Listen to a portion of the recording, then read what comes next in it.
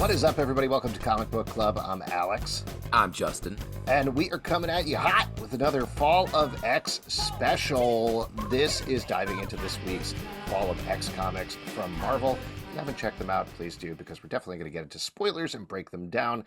First of all, thank you, everybody, for giving us feedback on these special episodes. It's been great to hear and really encouraging us to keep doing them. Big week, too. Lots of comics. Double the issues we've talked about. Double. There's a chill in the air. It's like fall is coming, you know? Mm-hmm. I can feel the leaves of Krakoa fall. Yeah. There you go. Nice. Good. Yeah, great.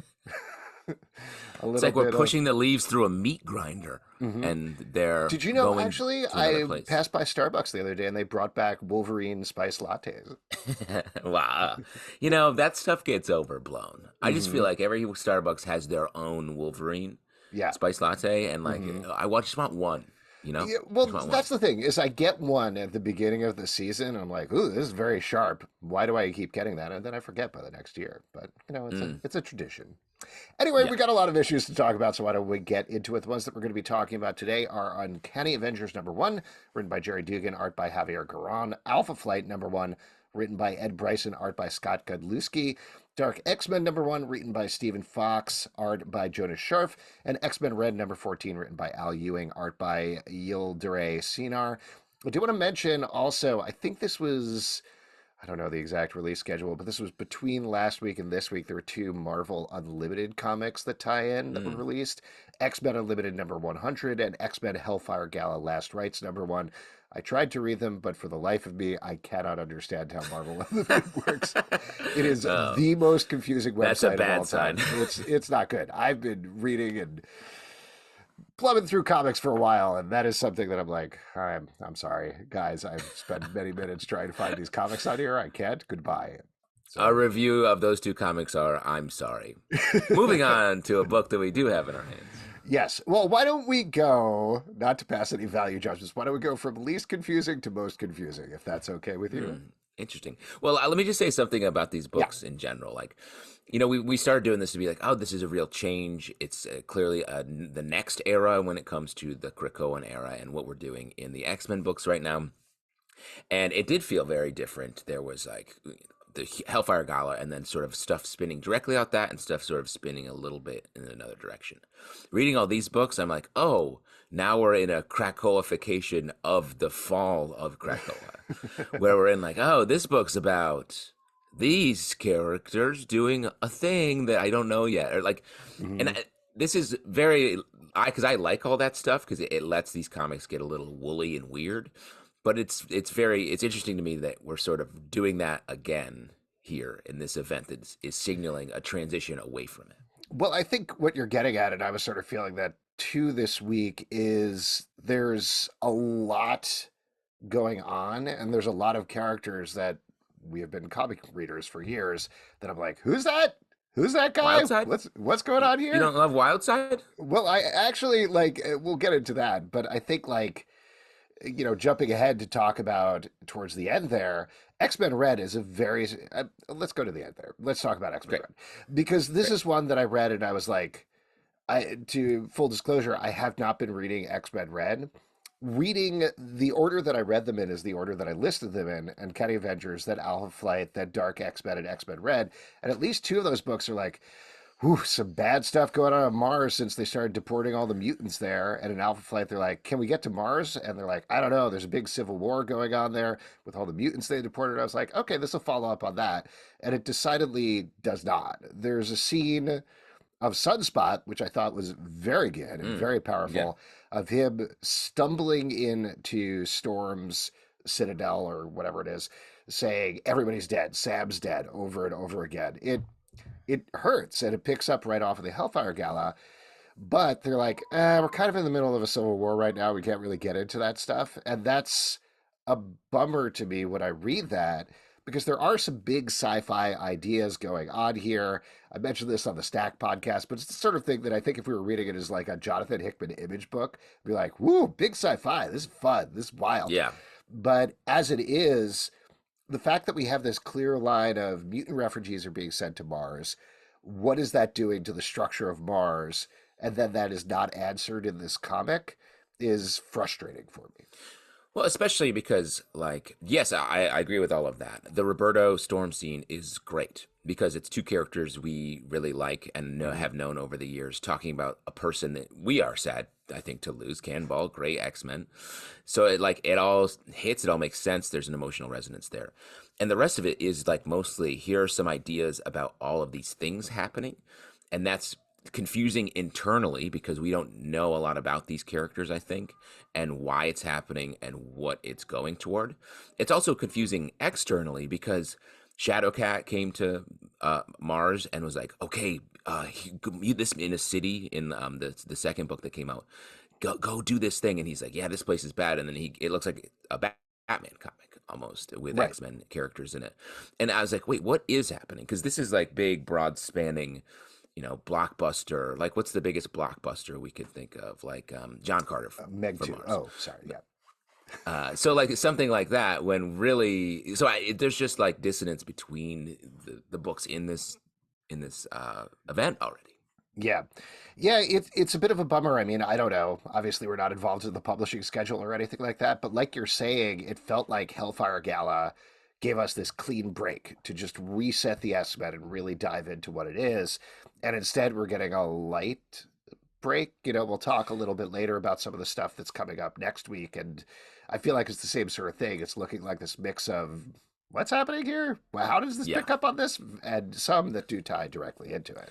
Well, like some breakups, after you break up, you get back together for just like a little bit, Oh, like this See, let's this book is the box of stuff left behind that exactly. And kind it's of like, sitting well, there for a I year, and mean, you're like, it almost literally is that. It's like, oh, here's some stuff on Mars that we were still dealing with, like Apocalypse, Genesis, all that stuff, which is interesting, big, like Game of Thrones style hmm. storytelling. But I'm currently sort of lost in who and why and why. And Yeah, then I Nova is agree. also here. Nova just hanging out. Just yeah, just a regular old guy, Robbie hanging out on Mars. I do want to give a shout out though before we move on from this one. To be clear, like we're not slamming it. I think it's a well done comic. There's some phenomenal art in this book. There's some big two-page spreads of like Storm wrecking these enormous statues of Apocalypse and Genesis that I thought were very cool to see.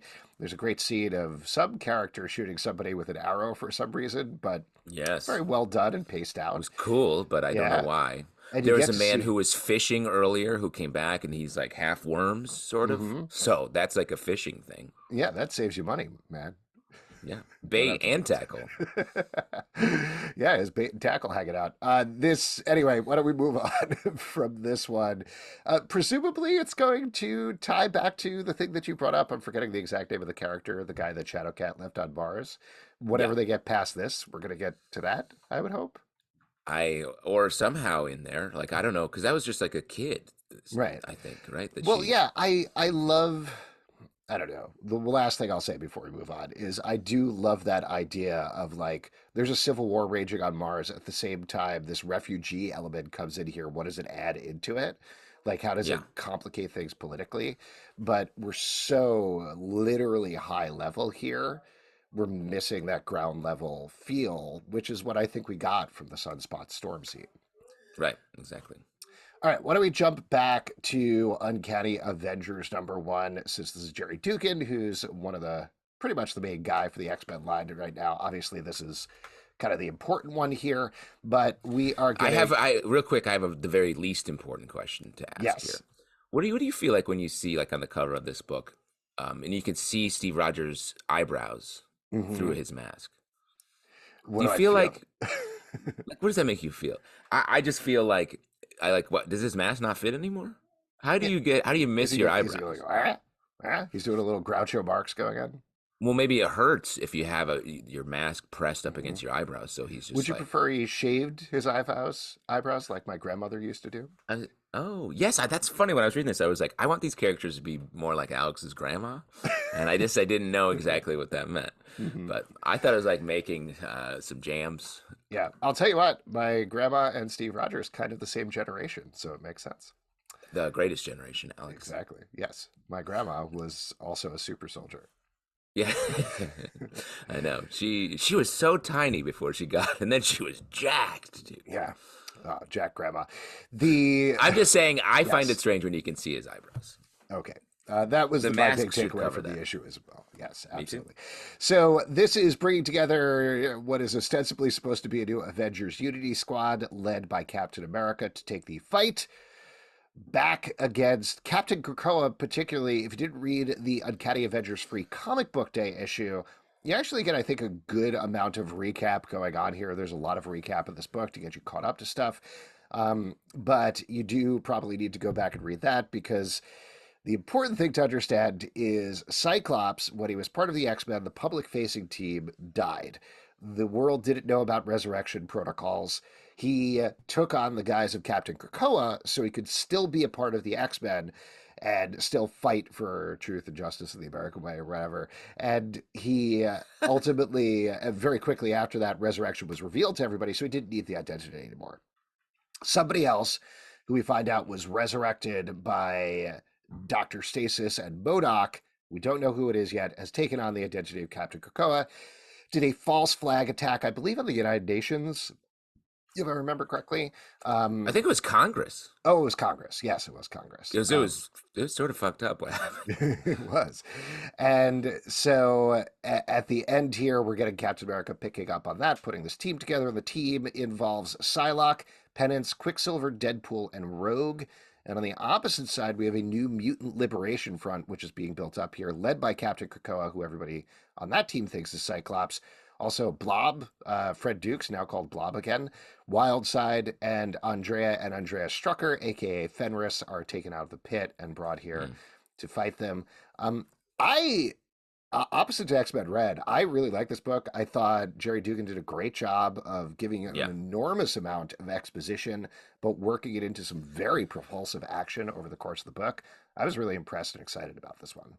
I agree. I thought that the action was excellent. I really like the character choices here. It's great to see Psylocke just like kicking ass. Mm-hmm. It took me back to some like real Claremont era X-Men comic work. The sum totality of her psychic force is on display here, which Yeah, and is just to clarify, also, these are some characters who have some of the most complicated continuity in X-Men, and that's saying something. yeah. But this is Psylocke, who is Quanon, not Psylocke, who is Betsy Braddock, because they're two separate people now. Yes, they were split like 10 years ago, if I want to say, and then it was like, but it was like a flip, a personality Yeah, flip, and then a there was a split. personality flip, then a split, but then as of the Krakoa era, I think through the resurrection, Betsy Braddock is now just Betsy Braddock, Yeah, and Quanon came back as Psylocke, but they both kind of have the same powers or something. I don't know. yeah. There you go. Interesting. Sure. The but I like seeing her here. It is funny how the phrase "some totality of her psychic powers" is in my brain forever. Just because it was in every single issue that Chris Claremont ever wrote. The one that But it's stuck with also me is "Oh gosh, oh golly, oh wow." He yeah, used that a right. lot. You got to have your tricks. Hmm. Some totality. That's a weird choice of words. It's like doing math for no reason. Anyway, yeah, I like this team. And it like you said, like Quicksilver has such a complicated story right now. Penance is like a little bit confusing. Monet St. Croix in like this sort of two different bodies at different times. Hmm. Like it's a lot going on. But I like the introduction of this new Mutant Liberation Front. I think that's a good villain choice here. And the Captain Krakoa mystery is some people are like, well, it's obviously the Cap clone from the Hmm. big Hydra crossover. Was that a Secret Empire? Secret Empire, yeah. Which gets But a shout out here. I mean, this was a theory thrown out by Brett Macris, Stray Bullet, on our Patreon Slack, where he was picking up on when we go through Deadpool's history. Deadpool was on the original Unity Squad, really bonded with Captain America, but it turned out that was Hydra Cap at the time, and Deadpool was basically like, I'm Team Cap, not realizing it was a Hydra Cap, and went whole hog into that and completely wrecked his reputation. So I do think the bringing up of Secret Empire and inclusion of Deadpool here does point to it could be Hydra Cap resurrected. I also feel like it needs to be a human, not a mutant, because otherwise, why would Dr. Stasis and MODOK bring this person back when they're so anti-mutant, you know? But do you have another theory? Well, not really. I don't have a good answer. I think that is a good answer, but I would think it would be a mutant Hmm. because just a mutant they control, or is just hates the X-Men, which there are plenty of those. Just because of the way that it's Captain Krakoa. And I guess like the idea that it's Hydra Cap is like it feels too fresh to go back and be like, and that Cap is back, and he's also a bad guy again. Hmm. It would make sense though from a crossing Unity Squad to have a me quote unquote mutant uh, villain hero in villain or villain in hero disguise that is a human masquerading as a mutant, sort of getting the Hmm. Unity all in one there as well. Well, you had also suggested when we were talking about it earlier that it could be Magneto again in a Zorn style reveal. I don't know if that textually makes It sense with doesn't the. really track, but Yeah. what made me think that is it struck me that the Mutant Liberation Front was chosen as a team that hasn't been around forever, and to have Mhm. them here makes me think there might be a callback there to a character. What if this is just off the top of my head? Literally, just thought about this because of the MLF. What if it's Strife? See, that's dope. I Yeah, love that. that'd be fun. And because that's why I think Hydra Cap is like sort of the on the nose choice. Making a choice like that is super exciting, I feel like. Yeah. Because it's the Uh, same thing. You're twinning the clone idea, mhm. but it's cable clone rather than Yeah, Cap. and Strife is somebody who hates the mutants. So there you go. He's got a bone to pick and a sharp, And sharp thing going on. seems exactly, and seems to love Wildside, a Hmm. character that's like, are you clown Wolverine? Basically. So we got that. There's another question thrown out here. We get Ben Urich, who seems to be one of Jerry Dugan's favorite characters. He's running the Daily Bugle now. He says that he's got a friendly source on the inside. Who do you think that is? I don't know. That's Cap, I guess, is the Sure, it why could not? be. He's chatty Cap. Because who else would it be? Honestly, like Deadpool. Imagine Ben Urich talking to Deadpool. That's a little weird. Bad source. Bad sourcing on that. Too many Bad jokes. source. Rogue doesn't feel like she talks. Maybe Monet St. Croix, but then it's also like that's weird. Yeah, but I do like to get back to it to the team for a second. I do like the mix here. This is a really good mix. Like I love the idea that Psylocke and Penance are just ripping shit. They're just killing people all over the place, and they make an alliance inside this team to be like, okay, we're going to stand with Captain America. Clearly, you've got a position of strength here, but second this goes south, we're out of here. Quicksilver, confusing continuity. He's not a Yeah, mutant not a anymore. mutant. Magneto is not his father. What is he right now? So that gives him some potentially interesting psychological things to delve into over the course of this book. Like, what Yeah, does it mean that he's fighting for mutants when he's no longer a mutant? Deadpool, we talked about, has that clear tie there. And Rogue, for a character who's been very complicated over her history, almost feels like the steadiest character in this yeah, book, which is easy. great. Yep. Yeah. Just flies around punching stuff. No, I do think it's funny that you see a lot of Cap and Deadpool like undercover. Like, what are they? Hmm. Do you think they grab a coffee on the way? Like, hey, Maybe. quick D&D run. Yeah. They might. I also like Cap's undercover shield, where Shield people. his. We live in New York. People always walking around with enormous round backpacks. Well, what I do is like I use my shield for it's like I used to free refills on coffee at Starbucks. Oh yeah, I You usually just bring fill it it up. into the movie theater, bring it over to the Slurpee machine. They can't stop you. There's They no can't. rules. They. That's the thing is they can't stop you. Hmm. The carrier he has is very nice. It's like a uh, Paul Jacobs leather shield clutch or Yeah. whatever he's got. I don't know. Uh, I don't know if I'm saying the right brand there. I almost said David Spade. How off I was on that. Making like Kate his Spade, but for men. his clothing line is not good. It's awful. Very bad. Terrible. Yeah. It used to be good, like back in the '90s or so, but Yeah. not No. anymore. Sort of Now it's just aged out random. of making sense. Just The bags. The bags did. Of course, that's what we're talking about. I love the line, very, very dumb, hilarious joke, but Rogue saying, "Don't."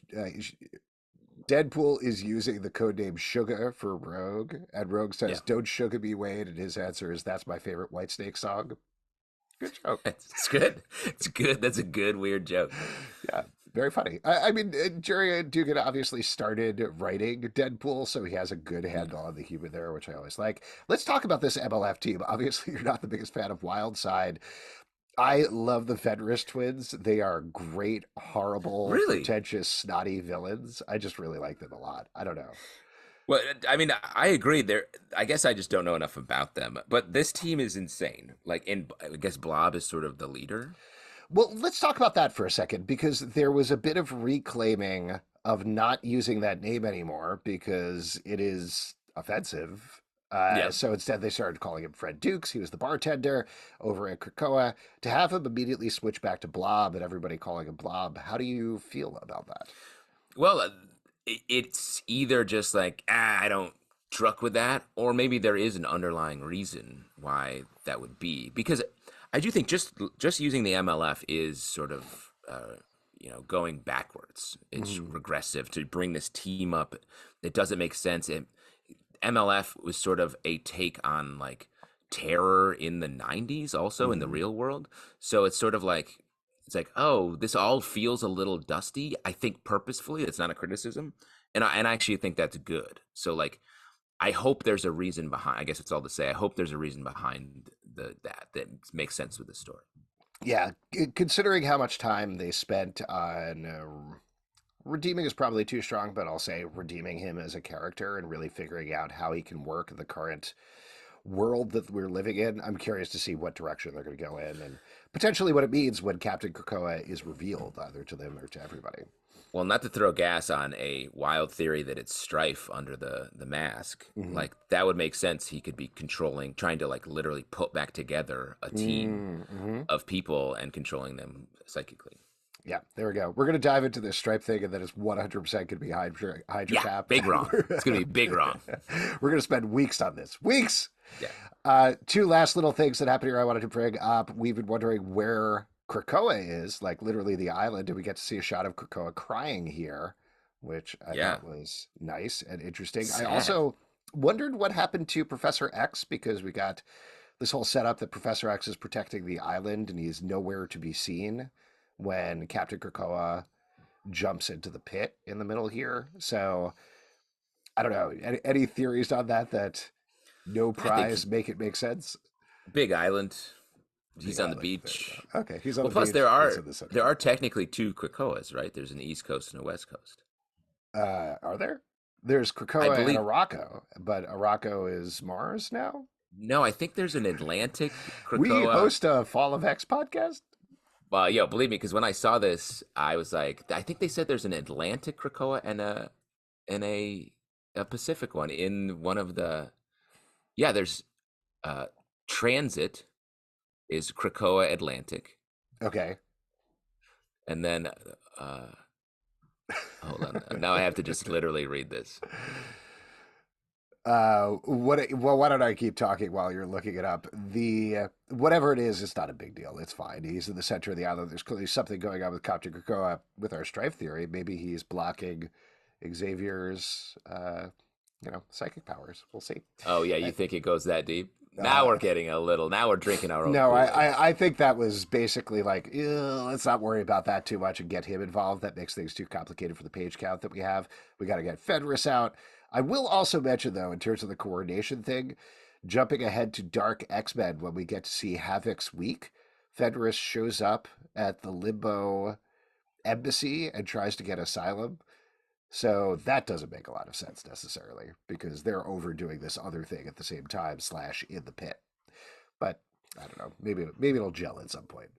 There are two Krakoas. There's Transit, which is like Krakoa Atlantic, and there's Hmm. Krakoa, which is Krakoa Pacific, and then it split, like you said, between Krakoa and Araco back in the day. So there's three of them. I guess, well, Krakoa and Araco, that was the full. Right, right. Um, so that was like more that, and that happened before. But this is, let me say, this is confusing. All right, let's not worry about it. We're going to table that point for a second because we still got two issues to talk about.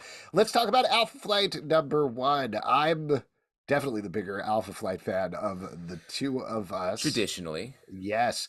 So the idea here is we've got ostensibly two teams of Alpha Flight, Snowbird, Guardian, Shaman, and Puck. Then on the other side, we got Nemesis, Aurora, Northstar, and Fang, aka Dokken, Wolverine's son. And Canada has decided to crack down on mutants and deport them. Now, something that we talked about when we were talking about on the stack, we were like, I don't know if Canada would do this. I am no Canada law professor or anything like that, but I Mm, did a quick bit of research because I'm not familiar with Canadian politics. And please, if anybody listening to this has a better handle on it, but there is a refugee policy in Canada that's basically hand in hand with the United States, where if refugees come across the border from the United States, Canada basically sends them back. And this is a very controversial policy that I believe the Supreme Court of Canada sort of doubled down on back in March of this year or something like that. So even though reading this, I was like, I don't know if Canada would do this thing. Maybe they would, you know? I mean, after right. doing a little bit of reading about this, the fact that they'd be like, there's a crisis below the border, we got to crack down over here. Our very broad assumption about Canada being the nicest place in the world, it's not always. So there you go. That's fair. I think that though I do think Canada has a pretty progressive policy when it comes to like world refugees. So Yes. I agree it could be though. Like United States tends to bully Canada politically on a lot of things as well. The other thing that's going on here is traditionally there's been a couple of elements of Alpha Flight, and one is that you have the Alpha Flight team. Obviously, they're Canada's premier super team. They're working for Department H, but there's always a terrible person who's running Department H. There's secrets on the bottom of Department H, and usually several issues in, if not two issues in, there's some sort of turn there where Department H and the Canadian government is the villain, and Alpha Flight is working against them. So that's basically what we're getting here in this first issue. And I will say I had a better appreciation reading it through the second time because the twist that you know is coming, like you're spending the entire issue waiting for why would there be two sides of the Alpha Flight time? Why would they agree to this, even with all of the history? And ultimately, to jump to the end of the issue, it's revealed that they are all working together against the Canadian government. That's set up in the very first scene of the issue, where they have the team talking about like people are going to hate us for doing this. They absolutely. And you Yeah. think the implication is supposed to be for tracking down mutants, but it's actually for betraying the Canadian government. And then the second page, I believe, is Guardian jumping out of the ship and saying, Alpha Flight, let's put on a show. And Yeah. so that is this clear indicator right from the start. This is what we're doing. However, I will say, versus the very fluid exposition that happens over at Uncanny Avengers, it does feel a little bit of a heftier lift here in terms of getting everybody caught up with Alpha Flight's continuity and Roger Box Jr. and everything else. How did you feel about this one? The name Box Bochs, Yeah. that being like, well, I'm going to name my robot Box. I was like, that's fun stuff. That's some classic comic book writing right Mm. there. But don't. So we have Roger Box Senior, who, like you said, we spent a lot of time, a lot of real estate in the issue getting into that, and then Roger Box Junior. Isn't it going to be the same guy? Oh, that makes sense. Yes. It feels like they've done such a job of being, because Roger Box Senior had like he couldn't walk. He had like an injury or something, So yeah, right? this was.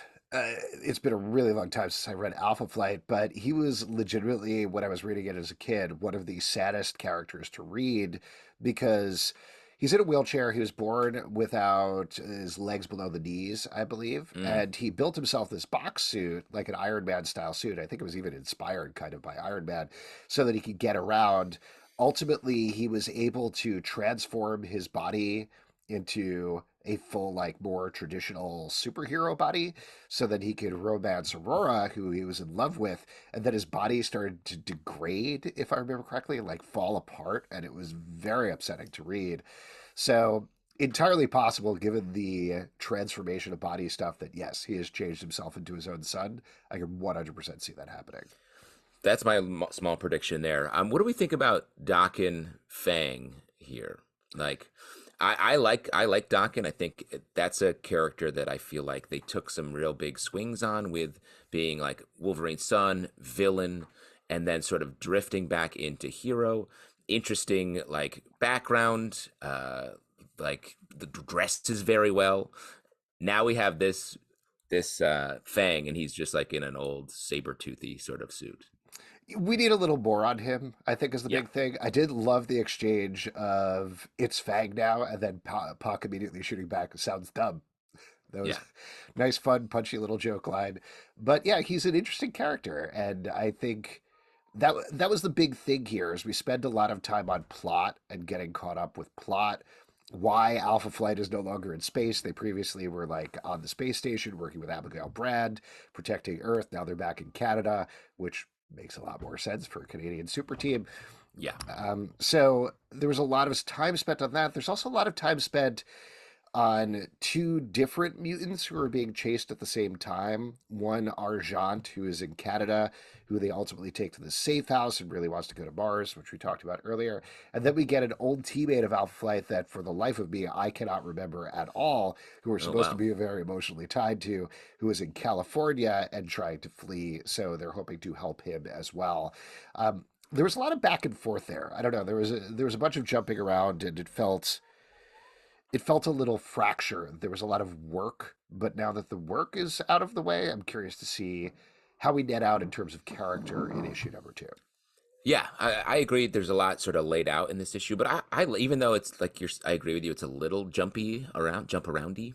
But I really like this Mm-hmm. issue. I really like that it's sort of embracing the larger politics and ideas that are going on with the Fall of X stuff and Orcus. So like, I'm on board with this. Maybe I'm the number one Alpha Flight fan on this No, no, no. podcast. I agree with you, and I like the idea of diving into United States Canadian politics if that's what they're going to do.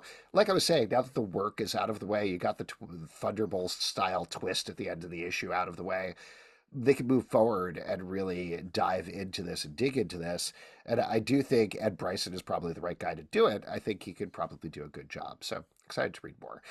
Yeah. Last one we're going to talk about here is Dark X-Men #1, which is a wild assortment of characters. I'm going to read it out here. We got Madelyn Pryor, who is the Goblin Queen, who is lording over the Limbo Embassy, a giant demonic building in the middle of New York City. She is back in a relationship with Havok, who is kind of her co-ruler. And then the other Yeah. people on the team by the end are Zero, Emplate, Azazel, Gambit, Archangel, Maggot, Gimmick, and Albert. So that's a lot of stuff. You think Albert's like, you go by Maggot? I'm gonna go by Albert. I did. There's so much going on here. There's so much going on in Yeah. this book with so many different characters that I know we were talking about complicated continuity with Uncanny Avengers. This is people who are like, what is it? Oh, that's the red Nightcrawler who is maybe his dad who is a demon. Not 100% sure. Who seems like vaguely magical. Yeah. Well, he was the devil and had an affair with Mystique, who had Nightcrawler. I believe that's I believe that's correct. Yeah. yeah. So it is like, but I also think this By the is way, I just wanted where, to mention I don't remember my children's birthdays. yeah. Well, you need to focus your thinking into like the sum totality of your psychic force, and maybe you'll remember that stuff. Exactly. Yes. Sum totality of your familial duties. Yeah. This is all like characters. I'm like, oh yes, I remember. Like M Plate's another one where I'm like, right, you're Monoe St. Croix's bad guy brother, older Hmm. brother, who is like, I remember back in the Generation X days was like very scary and like evil, like absolutely horrible to his siblings slash one sibling, because back then Monet St. Croix was a person and Penance was sort of like another sibling, but Sure. they took that went away because they combined the characters somehow. So anyway, like there's just a lot going on. I didn't know who Zero was, but it feels like they poured all these interesting toys into a bag and they're shaking it up, and it's sort of fun. It's Yeah. like when you crack open a pinata and you're like, ah, candy. What can is that a Charleston True? Yuck, but I'm eating it anyway.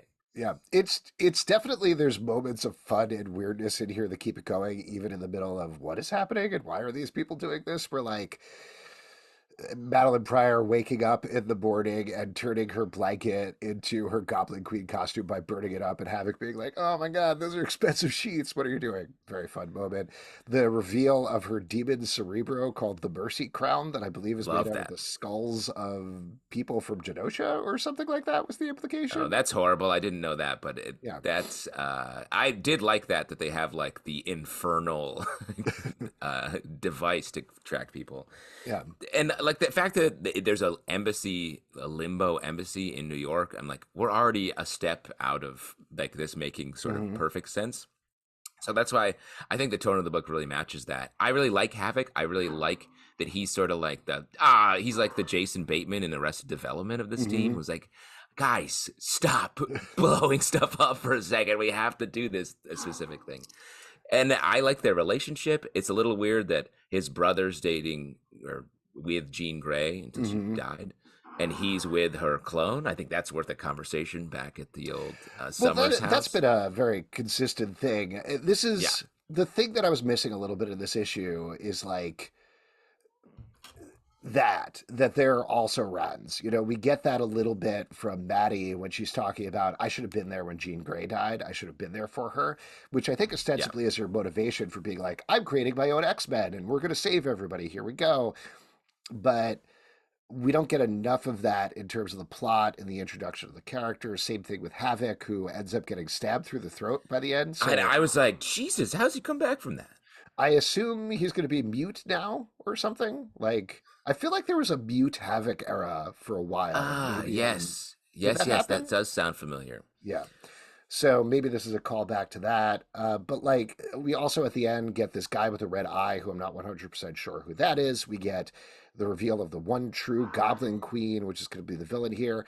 I'll throw out there the second half of the book is like Havok's fun week, and it goes day by day, showing basically we get an introduction to all these characters and how they ended up at the Yeah, Limbo Embassy. There's a part of me not to totally like backseat write or edit or whatever, but I wish this was the book. Like the right. idea that mutant refugees are trying to seek asylum and you have a demonic embassy in the middle of New York.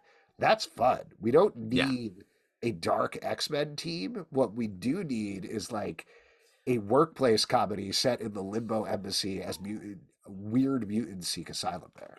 That's a great call because like the book is right on the edge of being like the West Coast Avengers Mm-hmm. of the Fall of X run. And that is fun where they're like, yeah, we'll take some people. We sort of don't have our shit together. And because that's what the, like you're saying, the back half book is, and Havoc is the guy, the main character trying to keep it all together. And he just can't quite do it while he's trying to get his relationship on, say, keep his relationship on track with Madelyn Pryor. So like that is fun. And again, though, you get this little bit of the Spider-Man crossover in here, Oh yeah, which with I'm just like Chasm. with Chasm, but I'm like, this is such a mixing of peas and carrots that I still, when I see it, I'm like, oh right, that whole thing, and it's just Yeah. strange. Yeah, that's for anybody who doesn't know about that. Chasm is Ben Riley, who doesn't have his memories, so basically went insane and became a villain. He brought hell to Earth along with Maddie Pryor. Maddie got her memories back. Chasm did not. And now Chasm is her prisoner in some sort of chasm preserve in the middle of the What Limbo deal? Yeah, exactly. He's got a nice joint. It seems Mm-hmm. like Absolutely. in Limbo, he's got like nice trees. It Doing looks like great. he's on the cover of a Final Fantasy game from the '90s. Yeah. But yeah, it's a little strange. Again, very much willing to follow this book. Yes, for sure. I like this. Yeah, I want more of that focus there now that we've got the team together and we've got the villains and everything. So we'll see what happens. Why don't we wrap up here and we'll talk about what's next? Now, I want to mention my 9-year-old who religiously Hmm. reads X-Men comics gave a tagline here that he would like me to say. Ooh. Here's what's next on Fall of X. Yeah, I love it. I Right? love it. I'm Yeah. raising a little podcaster. And so here's what we got. We got a bunch of titles coming out next week. We got Jean Grey #1. This is #1 of 4. It's a limited series. This is interesting. It's written by Louise Simonson with art by Bernard Chang. And this is, as far as I can tell, one of those nostalgia books that they've been doing Yeah. looking back at the life of Jean Grey, who is now a sexy skeleton with hair, I believe, on Krakoa is Right. her status I quo. think, yeah, I don't know if that's her official X name, but Mhm. that is what her status is for sure. Yes. So the thing here is it's going to be one of those nostalgia books, but actually tie into Fall of X. So potentially show what is going to happen with Jean Grey, how she comes back, something like that. So very curious to check that one out. Here's one of those books that Is the I'm short answer just Phoenix? Is it yes, just Phoenix? just Phoenix Egg, probably. We'll see. Next up, we got Realm of X #1. This is another miniseries. There are 4 issues coming out, and this is another one that I'm like, does this tie in? We'll see. Where Magic, Mirage, Marrow, and 2 characters who did not start with M, Dust and Typhoid Mary, separated from Kingpin, her husband, have found But themselves stranded in the realm of Vanaheim and have to fight their way back. So, yo, that's wild. That does sound fun though. yeah, absolutely. But that's Weird a team. weird, yeah, weird team. And then we also got X-Force number 43. Colossus is leading a team featuring, again, Deadpool, Wolverine, but Laura Kinney, Wolverine, Omega Red, Domino, and Black Tom Cassidy to do something. We don't know what it is yet. I mean, I like all those characters. Omega Red in there, I'm like, Omega Red started as one of the worst villains in the X-Men canon. And now he's just like, I hang out, my tentacles are pretty sick. Let's go. Yeah, so I'm curious to see about that one. And then the last one, which almost is the most important one, we didn't really talk about the scene with Tony Stark in Uncanny Avengers. There are these Stark Sentinels that are Orcus has corrupted and are using to basically control the entire world.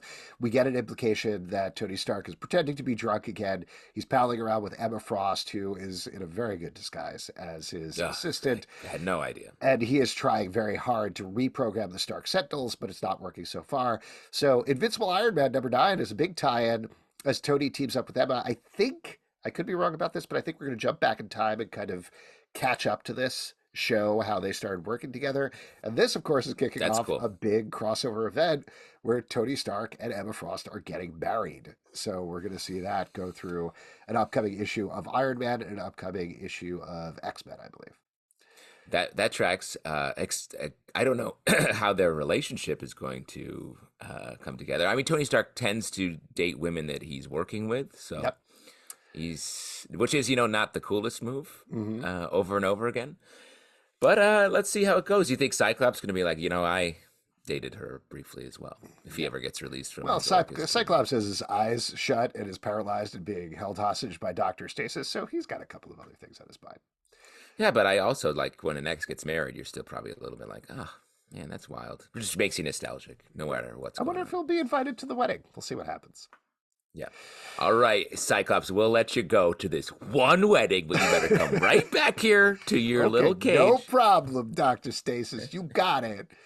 All right, we're going to wrap up here. If you'd like to support this podcast and all the podcasts we do, patreon.com/Comic Book Club. Also, we do a live show every Tuesday night at 7 p.m. to Facebook and YouTube. Come hang out. We would love to chat with you about Fall of X.